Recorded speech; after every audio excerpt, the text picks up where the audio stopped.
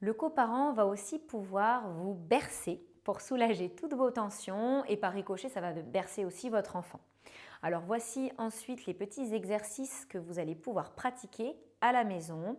Là, vous allez voir pour positionner la maman dans une position confortable, on va utiliser plutôt les doigts cette fois-ci, qui font des gestes plus précis. Et ensuite, on utilisera beaucoup l'intérieur de la paume de la main et le sacrum de la maman. C'est beaucoup le sacrum et la symphyse pubienne qu'on utilise comme repère et le papa utilisera quand même beaucoup ces paumes de main qui sont chaleureuses, affectueuses et toujours bien détendues.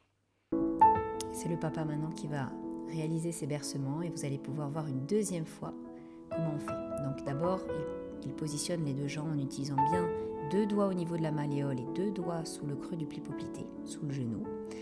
Il vient assembler les 2 talons et remonter au maximum les talons en vérifiant que la maman se sente bien. Il s'installe face à la maman, bien les fesses posées sur ses talons pour être stable, et pose ses mains, ses 2 paumes de main sur les genoux. Et après un bon moment de détente, il va engager ce bercement qui vient de son bassin, de son corps entier. Et on voit dans le sourire de la maman que ça lui procure un bien fou et qu'elle se sent confortable.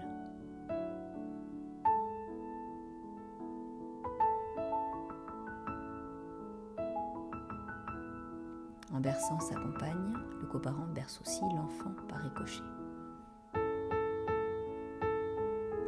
Ensuite, il vient positionner sa main sous le sacrum, donc le centre de la paume de sa main bien au niveau du sacrum et qu'il n'hésite pas à demander à la maman de le guider.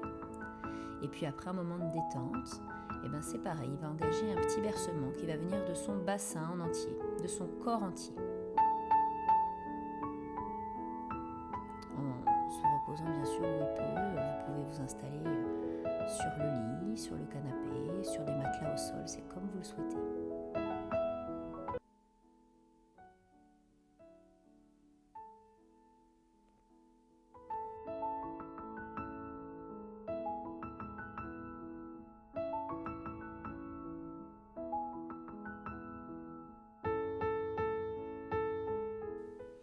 Puis il va venir poser sa deuxième main donc au niveau de la symphyse pubienne sous le ventre de la maman pour ne pas écraser le bébé.